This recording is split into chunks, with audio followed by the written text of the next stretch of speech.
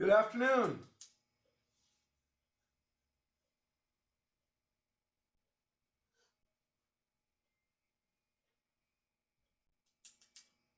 All right, so Tobias, how'd the ball game go yesterday?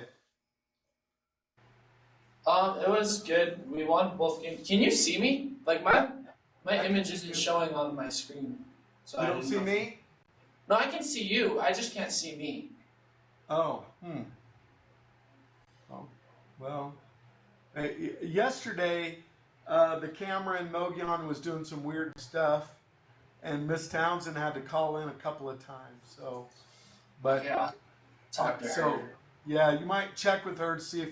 Well, the trade class probably they didn't meet. Well, there was tutoring, so maybe ask her if if it was working during tutoring.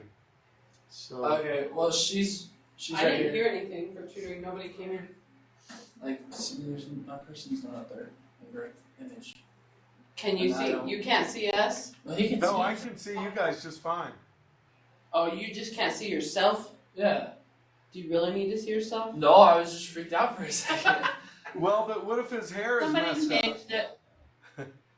Somebody just. Yeah, I gotta fix my hair somehow. Yeah, Miss Townsend, what if his hair is messed up? He'll never know. I know. I don't know what he would do. Okay, I gotta remember. Hold on. Hey, Mr. Strong. Hey, what's up? Oh, nothing. You Just coming hanging to out. join calculus today? Maybe some that's- other time. Somebody Okay. changed it. There you go. You got it fixed? Yeah, we got it fixed. He can All he can right. stare at himself now.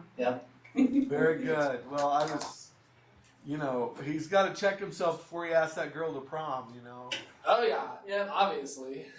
You don't want to. You gotta know if he's looking silly or not. Right, exactly. All right. Well, Have a let's good go- class. Thank you. Well, let's go ahead and get started. Let's see. Anybody have any questions, comments, concerns before we do this today? Any Are we questions? still on 10-1? Yes. So Okay. where we are exactly is on part 5, so near the bottom of the second column on page 1. All right. So I went to print off 10-1, and Uh-huh. 10-1 was the only section there, so I couldn't print off 10-2. Yeah. I didn't get 10.2 posted today, so I don't know. I don't think we're gonna get to it.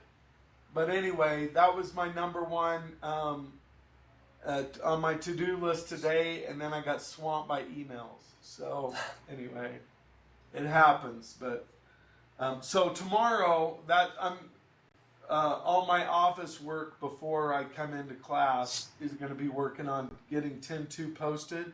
So my goal is to have it before my trig class at 11. So if you check before 11, hopefully you'll see 10.2 and maybe 10.3 up there as well. So that's my goal. Okay. All right. So so it didn't get up there today, so let me change the camera and let's get started. Okay. So so this next section talks about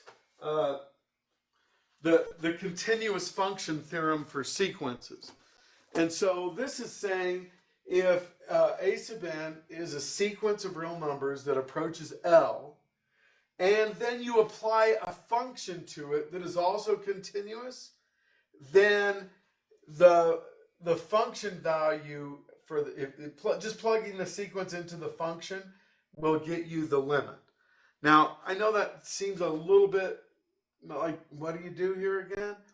But really what it's saying is if you have a limit and a function, a sequence, and you apply a function to it, like squaring it, or square root it, or add 3, or subtract 5, or divide by 2, then you can just divide the limit by 2, or do whatever, square root, and it's not going to affect it, okay?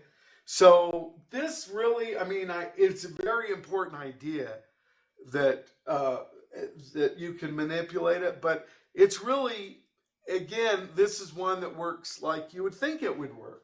Okay, so for example, here, if we are going to, if n approaches infinity here, then we're dividing. So this would be infinity divided by infinity.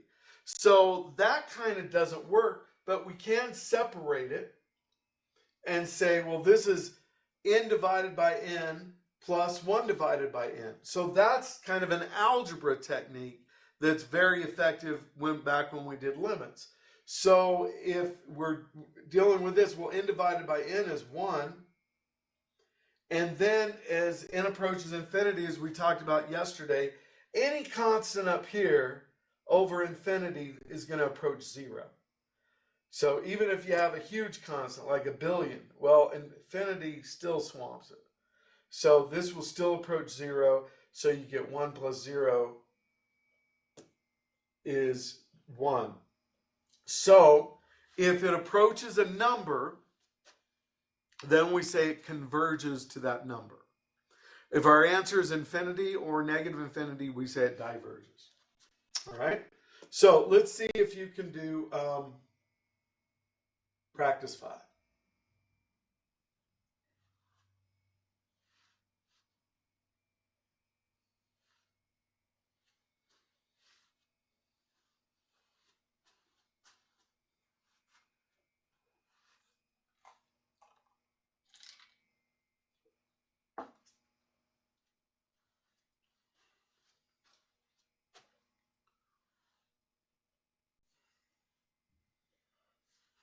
All right, so Weston, what do you think?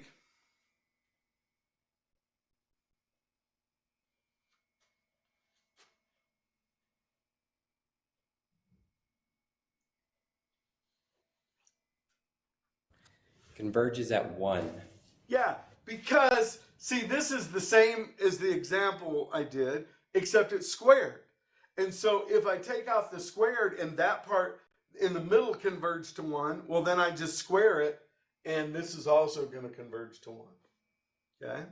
So that's exactly what I'm talking about, is if you take a function limit that you know and then apply some function to it, like squaring it, or multiplying it by 5 or whatever, then you can just take this answer in here and then square it or multiply it by 5 or whatever you're supposed to do. Okay? So converges to 1. All right? So again, so what would this one be?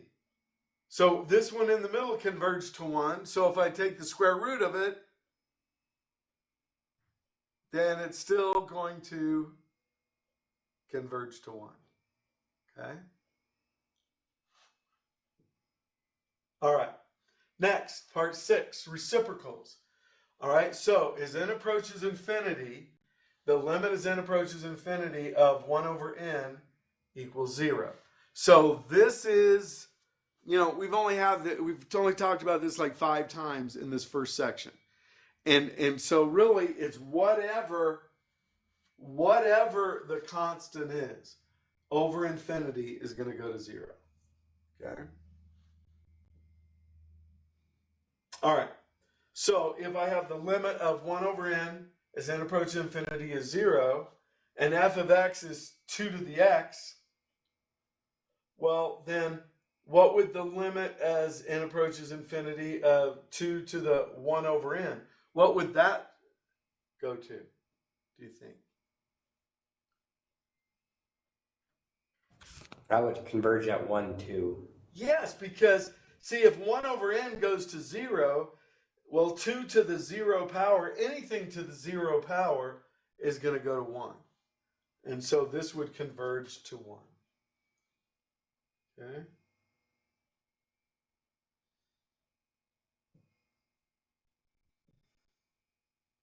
All right. So do this one. So does it converge or diverge into what?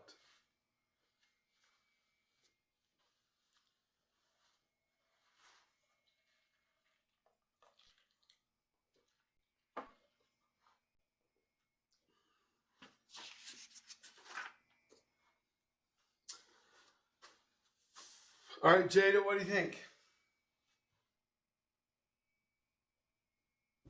Converges at 1. Converges to 1. Okay? For the same reason. Because if the exponent goes to 0, then anything to the 0 power is 1. All right.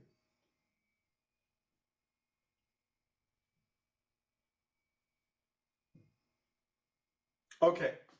So now the next part, part 7, using L'Hopital's rule. All right. This says that, okay, so suppose that f of x is a function defined for all x's greater than or equal to n sub 0, and that a sub n is a sequence of all real numbers such that a sub n is a function of n. So again, we're just saying that a sub n's are a sequence and it's a function. Well, to say that, so the limit as x approaches infinity of a function is equal to L implies that the limit of the a sub n is equal to L. Now, we've kind of been assuming that all along, okay, but really what this is saying is that the rules for these sequences follow the same rules as the functions. So this enables us to use L'Hopital's rule. And so when now to say that a sub n approaches something, that's the same thing as the limit of the function. And when we have it in function notation, as n approaches infinity, we can use L'Hopital's rule. So that's why instead of writing it like this, the limits, I don't write it like this as much as the book does. Is I tend to just write it as a function because I'm used to using function notation. I'm used to using L'Hopital's rule. All right, so let's remind ourselves of L'Hopital's rule, okay?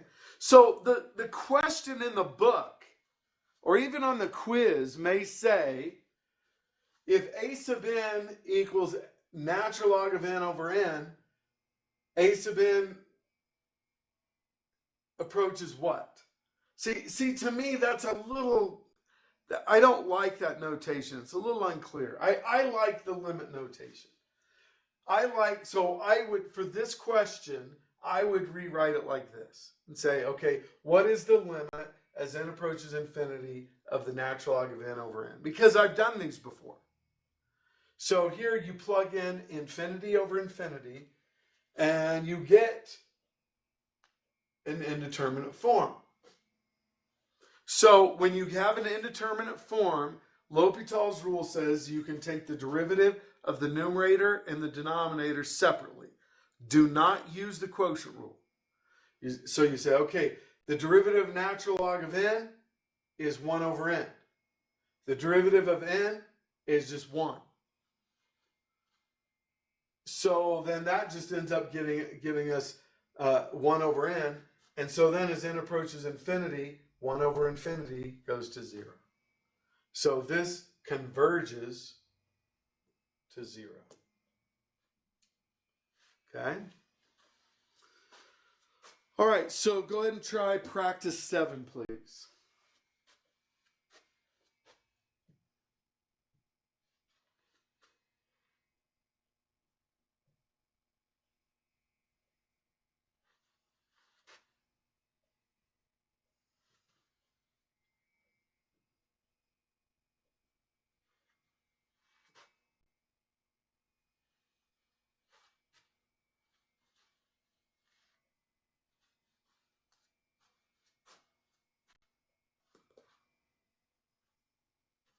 All right, so Tobias, what do you think?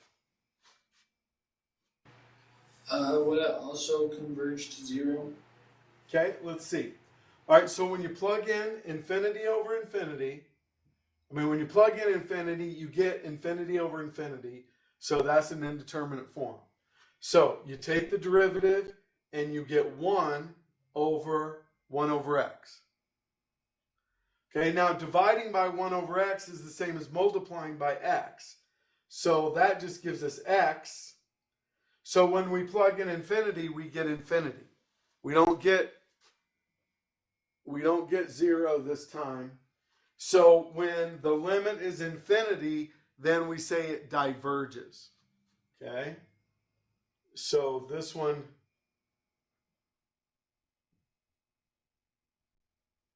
diverges to infinity.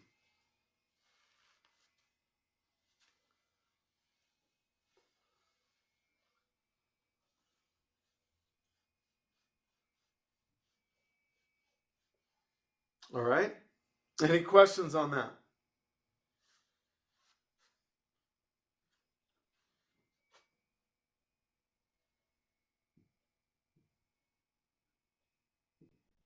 Okay, so we're going to skip part 8 and go to part 9, commonly occurring limits.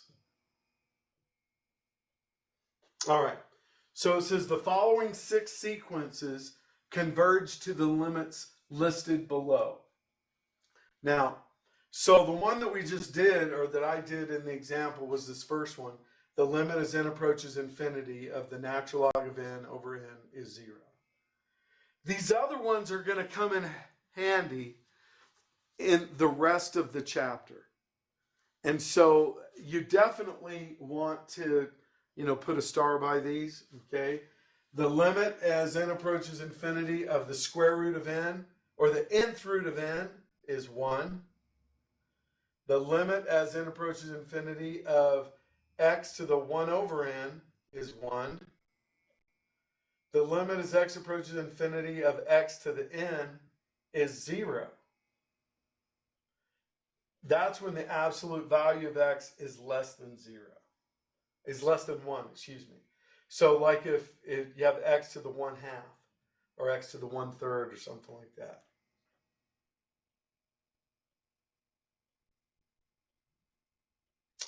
All right, then number 5 I have highlighted because some books use this limit as a definition for e to the x. And so this limit comes up in weird spots. It's like all of a sudden you'll be working with e to the x and then they'll change it to that limit. And then finally the last one, the limit as n approaches infinity, the x to the n over n factorial is equal to 0.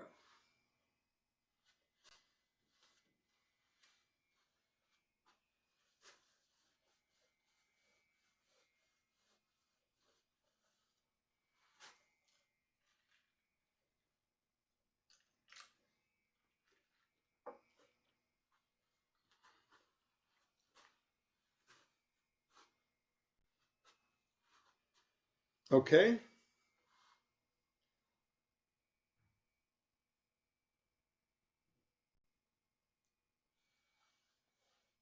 All right. So, again, if you say, what does a sub n approach as n approaches infinity? I like writing these as limits. So, this is how the book writes it.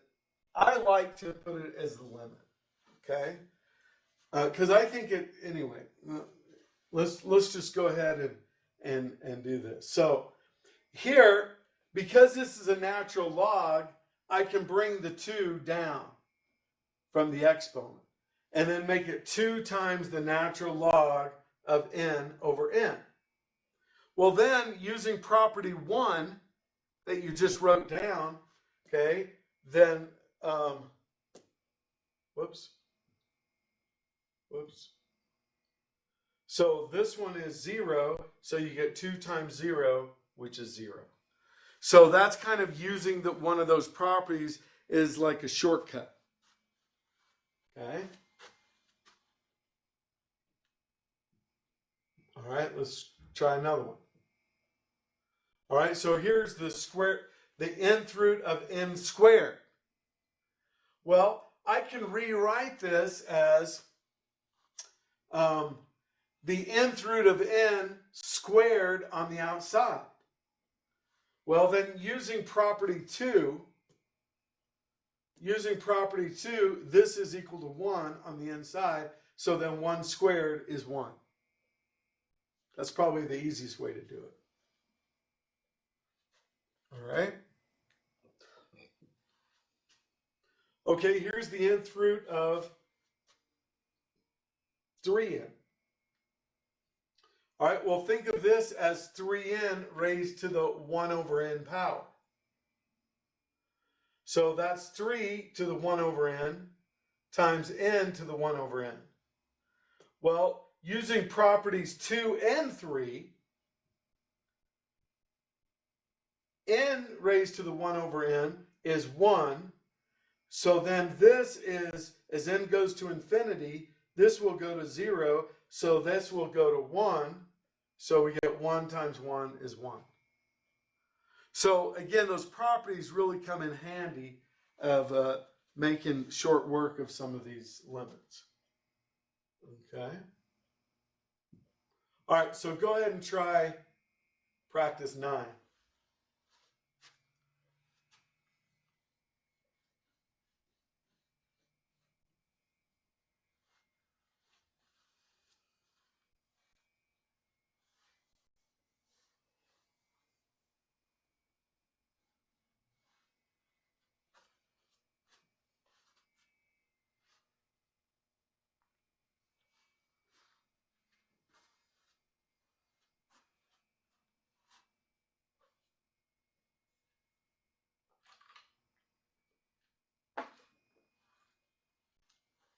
All right, so Weston, what do you have for the first one? Converges to 0. Yep.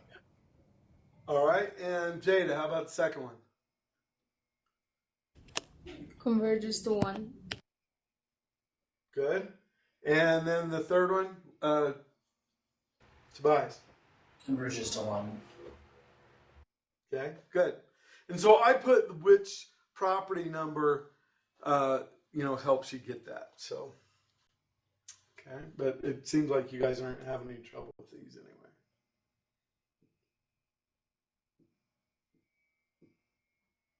Okay, next. Part 10, recursive definitions. So recursive formulas are defined by previous terms. Okay, so first you're given the first term. You have to be given that. And then you have to be given the rule or the recursion formula. So like maybe the second number is 5 times the last number.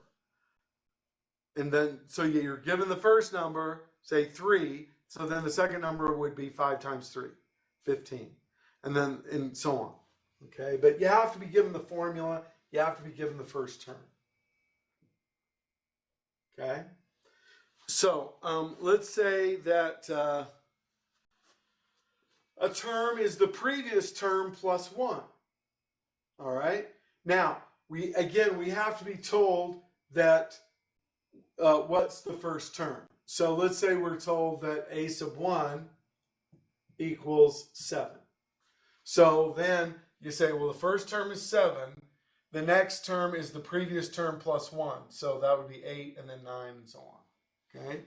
So the way we write that in symbols is a sub n, the term that you're on, is the previous term, a sub n minus 1 plus 1. So that's kind of how we write it as a formula. All right, so a term is double the previous term. So this would be a sub n equals 2 times a sub n minus 1. So 2 times the previous term. All right, so once again, if we're told that a sub 1 equals 7, then the next term is 2 times 7, which is 14. And the next term is 2 times 14, which is 28, and so on. So you're always using the previous term. Okay? So that's recursive, is what we call that.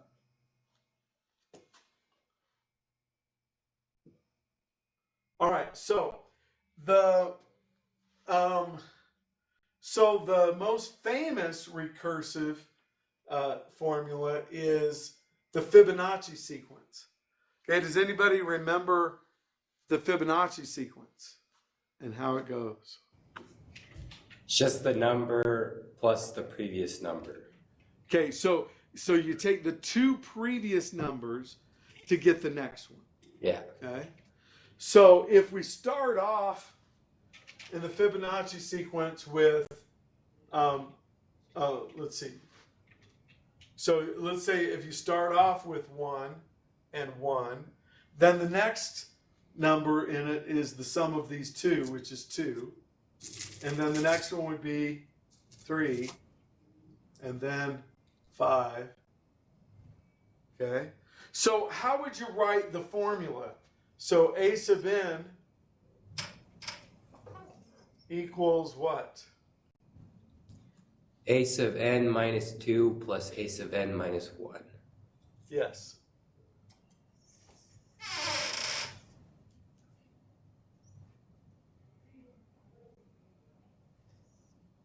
Okay. All right. What was the recursive method that we used in the last chapter? Do you remember where you did a problem and you took the answer to part 1 and plugged that in and reworked it, and then you took that answer and plugged that in to do it again? Is that Newton's method? Okay, Newton's method was the calculus 1 version of it. Do you remember what the one was in chapter 9? But you're right, that's the Euler's right method. idea. What? Euler's method. Yeah, Euler's method is how they say it, but it could be, but E-U Euler's method. And so that was recursive because we would use our answer in part 1 to get the answer to part 2, and then we would use that answer to get the next part. Okay? All right. So let's go on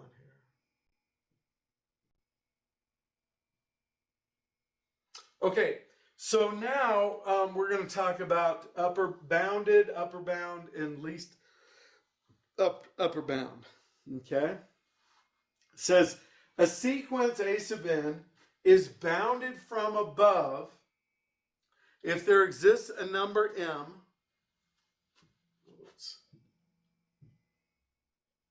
such that all the A sub n's are less than or equal to m for all n. So in other words, if when you're doing the sequence, if you go to the next term, if they never get past a certain number, then that's then it's bounded from up above. The number m is an upper bound. Okay, so the upper bound. So it's kind of like the sequence doesn't get higher than that. If m is an upper bound for a sub n, but no number less than m is an upper bound for an a sub n, then m is the least upper bound for a sub n.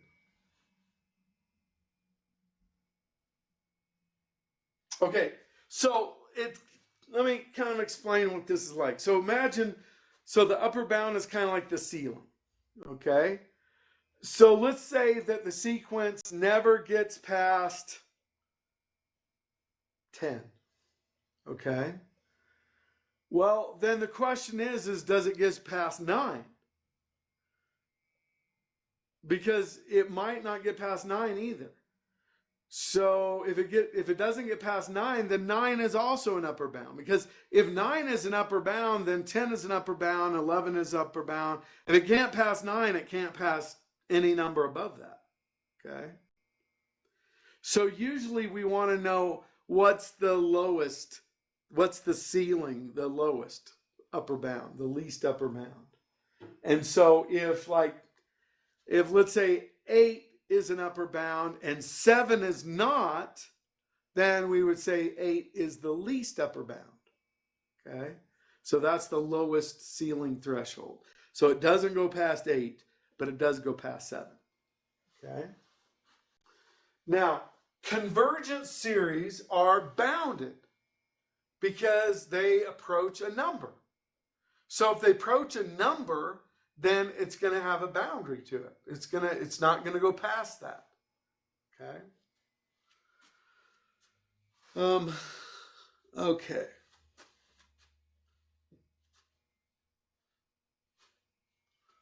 Let's see. Okay. So we want to know, does this sequence have an upper bound? Well, no, because you're just counting here. So it goes on forever. It's a divergent series, so there's no upper bound. Okay. Now, there's also a lower bound. Okay, if because there's no number less than 1, so 1 would be the greatest lower bound. Okay.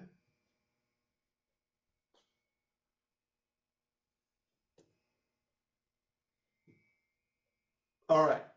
So look at this one and see if you can figure out if it's bounded either by above or below.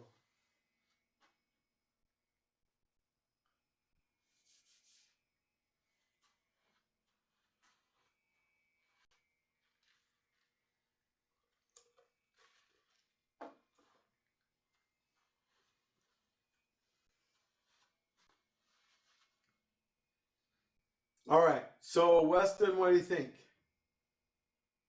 Is it bounded from above? Yes, at 1. At 1. Yeah, because so the limit is 1. So that means it converges to 1. So 1 is the least upper bound. Okay, it's just another way of saying it. Okay. Now the smallest number up here is 1/2. So 1/2 would be the greatest lower bound. So all of the numbers in the sequence are going to be between 1/2 and 1. Okay.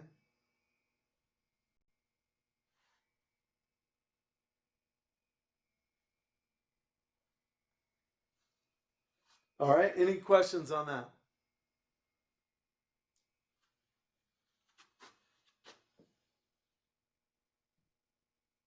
Okay. So next is what we call a non-decreasing sequence. Okay. Oh, we just lost Jada. Or Jada, can you hear me? Yeah. All right. So we lost your picture. So Oh. don't be sticking out your tongue or making faces at me, okay? I was wondering because it shows both the screens on both sides. Oh, does it? So it doesn't show me? No. Oh, that's too bad. But it's all right. All right. Okay, so we're almost done anyway. So, okay, so it says a sequence A sub n with the property that A sub n is less than or equal to A sub n plus 1. So that means that each succeeding term is greater than or equal to the previous term.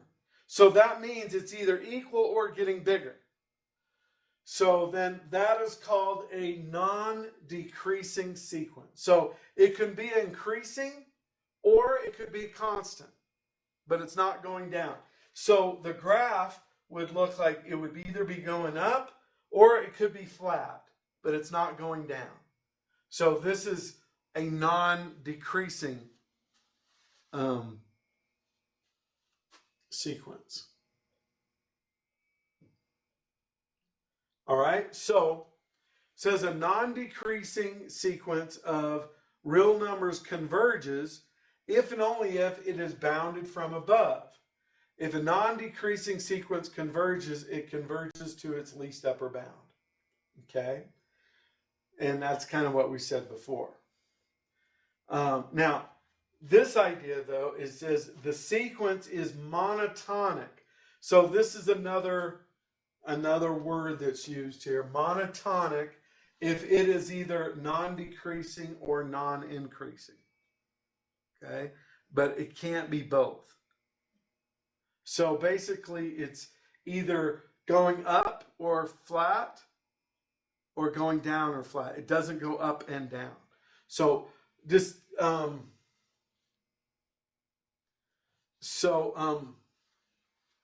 any of you like that group One Direction? So just think One Direction is they're monotone. No, just kidding. Monotonic, One Direction. I mean, that's kind of how I think about it. All right. So this would be monotonic, this would be monotonic, but this one is not because it goes up and down. All right. So we want to know are these monotonic? Well, this function, this sequence is always going up. So if it's always going up, then it's non-decreasing. So yes, that's monotonic. All right, this one, 1/2, 2/3, 3/4. This is also increasing. So non-decreasing. So this is also monotonic. All right, so see if you can do practice 12.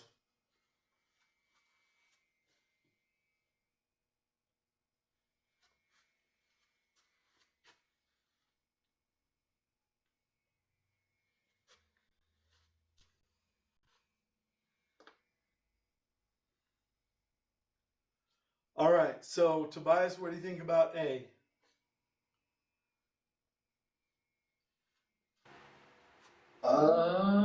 Well,